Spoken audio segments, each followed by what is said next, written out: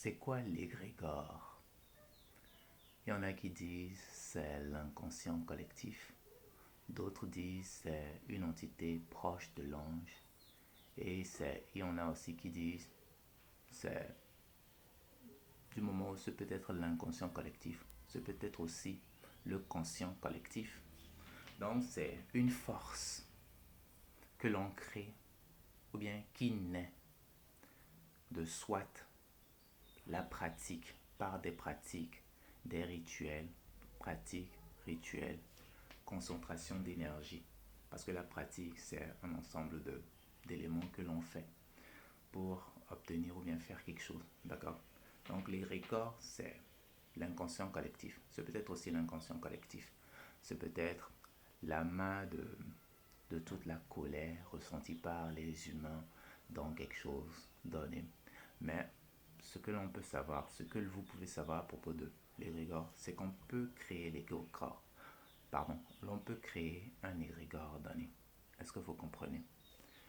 L'inconscient collectif, des choses, des résidus d'énergie que vous avez inconsciemment et tout ça. Ça peut être aussi le conscient collectif. Un groupe de personnes se réunissent et disent ensemble, ils se mettent ensemble pour créer quelque chose. Et cette chose, cette énergie qu'ils combinent ensemble donne naissance à cette entité-là, proche de l'ange, qui est capable de nourrir leur volonté commune. C'est pour cela que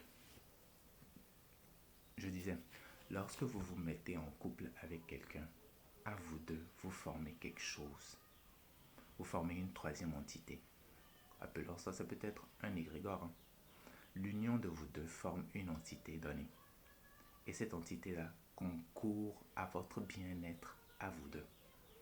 Maintenant, que l'un ou l'autre sache que l'un ou l'autre est trompé l'un ou l'autre, cette entité qui s'est formée par votre union ne sera plus aussi puissante qu'avant.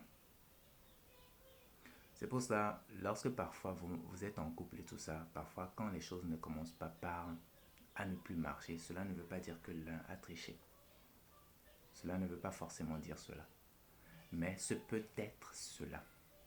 Donc n'allez pas tout droit dans les conclusions hâtives et tout ça. Parfois c'est juste un concours de circonstances pour tester la stabilité de votre couple et tout ça. Est-ce que vous comprenez? Donc, les regards peuvent être créés lorsque plusieurs personnes s'assemblent pour décider ou un objectif commun, un but commun. Ils peuvent créer un égrégore en y mettant de la parole, de la pensée, de l'acharnement, du travail, en consacrant du temps, de l'énergie. L'égrégore peut être créé. Maintenant, ce que je pense de l'égrégore, c'est que parfois, lorsqu'on est connecté à la source immense qu'est l'univers, on n'a pas besoin de créer quoi que ce soit autre pour dire qu'on doit faire quelque chose. Quand vous êtes connecté à la source, si le travail de la source a besoin de ce dont vous avez besoin, vous pouvez puiser inexorablement dans la source. La source vous donne la puissance qu'il vous faut.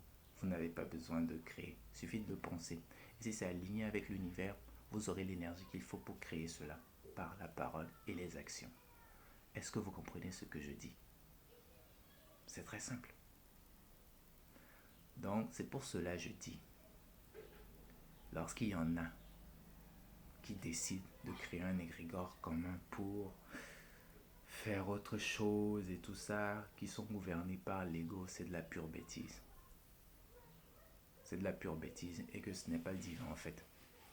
C'est quoi le divin? C'est tout en fait. Mais bon, on est obligé de donner quelques spécificités pour identifier certaines choses. Quand tu es connecté à la source, tu n'as rien besoin de rien d'autre à part de toi-même et de la discipline. C'est tout.